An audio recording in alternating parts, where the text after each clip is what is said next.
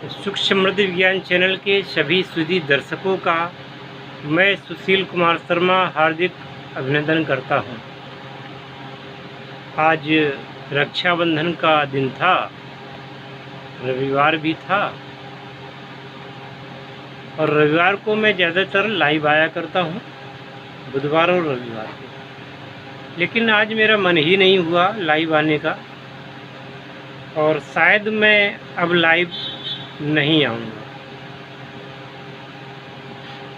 Video बनाने तो मैंने काफ़ी वैसे भी बंद कर दिए हैं। एक तो मेरी व्यस्तता और दूसरे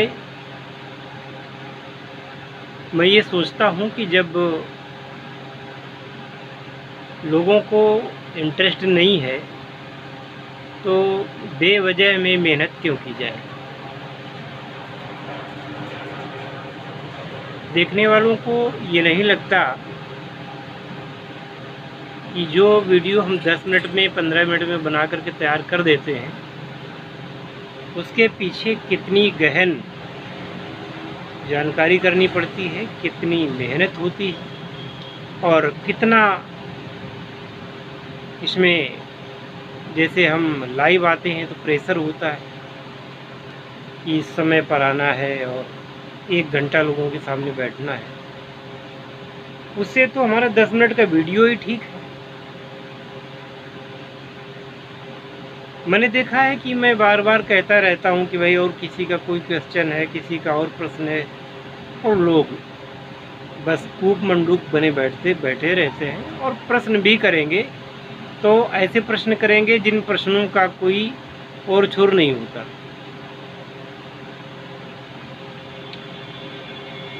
बहुत सारे वीडियोस, 600 वीडियोस से ज़्यादा हमने अपलोड कर रखे हैं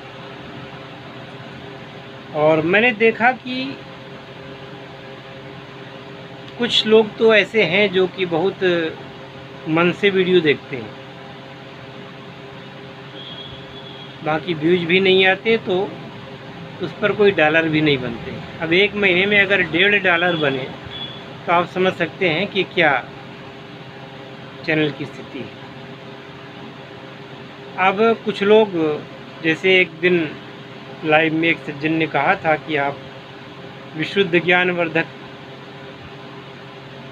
जानकारी अपलोड करते हैं लेकिन YouTube आपको प्रमोट नहीं करेगा क्योंकि आप लोगों के लिए कोई विशेष व्यवस्था नहीं रखते हैं, विशेष लाभ नहीं पहुंचाते हैं।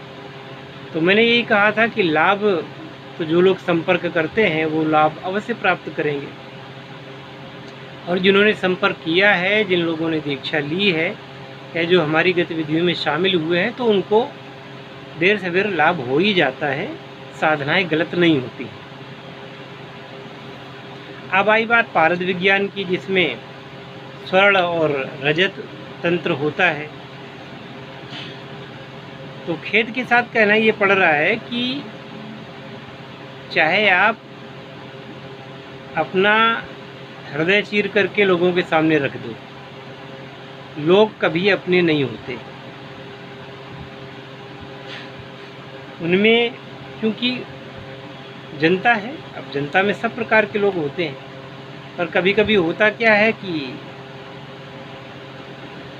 हमारे हिस्से में ज़्यादातर खराब लोग ही आए, तो क्या कहा जाए।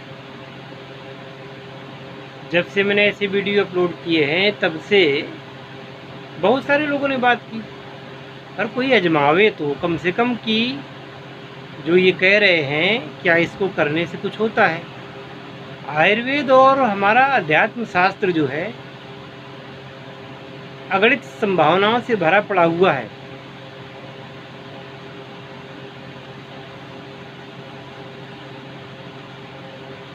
यह आधुनिक विज्ञान से भी उन्नत विज्ञान है और मैं आपको बताता चलूं, मेरे मन में आज बात आ रही है तो मैं बता रहा हूँ। इस पर कभी आपका ध्यान नहीं जाता होगा क्योंकि कलयुग का समय चल रहा है, कलयुग है इस समय और कलयुग को आए हुए 5000 वर्ष से कुछ ज़्यादा समय हो गया है।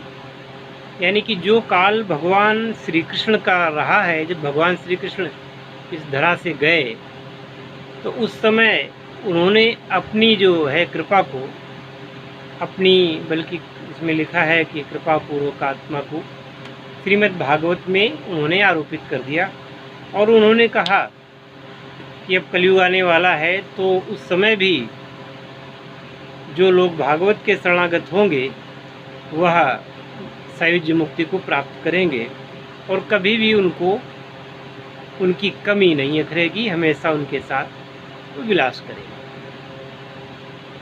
उनमें रमेंगे। विलास शब्द शायद कुछ लोगों को खराब लग जाए। तो अब क्या है, आप देखिएगा, जब भगवान श्री कृष्ण गए उसके कुछ वर्षों बाद महाराज परीक्षित के ही जीवन काल में कलयुग का आगमन हो गया। छल पूर्वक कलयुग ने महाराज परीक्षित से जगह मांग ली और वह उनके ऊपर भी उसने अपना असर दिखाया और 7 दिन बाद वो भी मृत्यु को प्राप्त हुआ।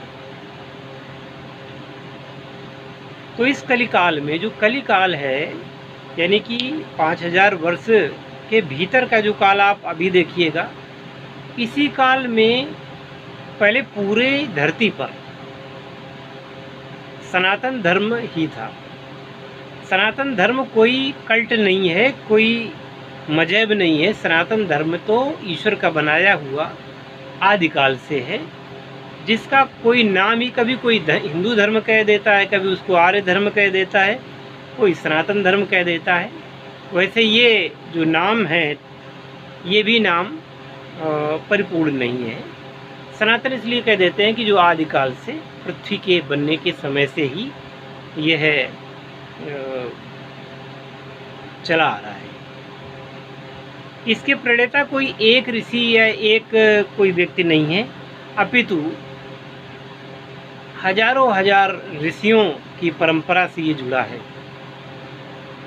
इसलिए भगवान के कई स्वरूप, चाहे वो गणेश हों, चाहे ब्रह्मा हों, चाहे विष्णु हों, चाहे शिव हों, या उनके अवतार हों राम कृष्ण इत्यादि, या शिव के अवतारों में वामन भैरव या रुद्र वगैरह 11 रुद्र इत्यादि हों, जिनकी आराधना मनुष्य करता है। भगवान का जो स्वरूप लोगों को अच्छा लगता है उसकी आराधना कर सकते हैं, कोई रोक टोक नहीं है और किसी प्रकार का कोई दबाव नहीं। और जो लोग ना भी ईश्वर की आराधना करना चाहें या नास्तिक बनना चाहें, कोई बात नहीं। और जो लोग भगवान के निराकार स्वरूप को मानते हैं तो भी कोई दिक्कत नहीं, कोई भी बात नहीं। हमारे उपनिषद, आरण्यक और ये पुराण वेद है ना, ये रामचरितमानस, महाभारत वगैरह, जो समृद्ध हमारा ये इतिहास है। अब 5000 साल के पहले तक तो ये था, त्रेता द्वापर युग तक। जब कलिकाल आया तो कलिकाल में जैसा कि वर्णित था श्रीमद् भागवत में कि कलिकाल में नए नए धर्म पैदा हो जाएंगे और जो भी आदमी होगा बस ब्रह्म की बात करेगा और कल्पित धर्म पैदा होंगे, कल्पित गुरु हो जाएंगे, कल्पित साधनाएं बन जाएंगी और यह सब कलिकाल के प्रभाव से होगा। तो आप देखिएगा कि 5000 साल के पहले के बाद, यानी महाभारत काल के बाद में जो भी धर्म आए हैं, जो भी आए, वो अपूर्ण हैं और जिनमें हजारों कमियां हैं। अभी 2100 वर्ष पहले जब ईसा मसीह आए, जीसस क्राइस्ट, तो उन्होंने एक अपना कल्ट बना करके चले गए। इसके बाद अभी 1400 वर्ष पहले महामद नाम का एक म्लेच्छ राक्षस जो था, उसका जन्म हुआ। भविष्य पुराण में इसका वर्णन है और बाकायदे उसमें कई उसके बताए गए कि वो जिस धर्म का प्रतिपादन करेगा उसमें ऐसे ऐसे लक्षणों वाले लोग होंगे। अब वो महामद दैत्य जो था उसको लोग फिर अपने हिसाब से दूसरे नाम कह के, और वो चूँकि इनके प्रणेता ही कोई अच्छे लोग नहीं थे, तो इनके जो कल्ट में हिंसा, व्यभिचार, बलात्कार, बिना कुछ किए सब कुछ पाने की इच्छा करने और लोगों को लूटना, मारना, काटना, ये सब था। तो आप देखते होंगे कि अहिंसा की बात आती है तो केवल सनातन धर्म में आती है, और धर्म का सबसे बड़ा लक्षण अहिंसा ही है। और इस अहिंसा को जो त्याग रहा है वो धर्म को त्याग रहा है। आज लोग कह देते हैं सर्वधर्म संभाव, सर्वधर्म, तमाम धर्म। अरे भाई, धर्म तो एक ही है और वो है सत्य सनातन। इसके अलावा कोई धर्म ही नहीं है। बाकी जो कुछ भी है वो अधर्म की श्रेणी में आता है। शास्त्रार्थ हुए, बहुत सारा हुआ, और सनातन धर्म की श्रेष्ठता साबित हुई हमेशा। पर फिर भी उनके मानने वाले लोग जो इन तमाम टाइप के कल्ट को मानते हैं, वो फिर भी नहीं मानते, वो फिर भी अपने चले जा रहे हैं अपनी उसमें।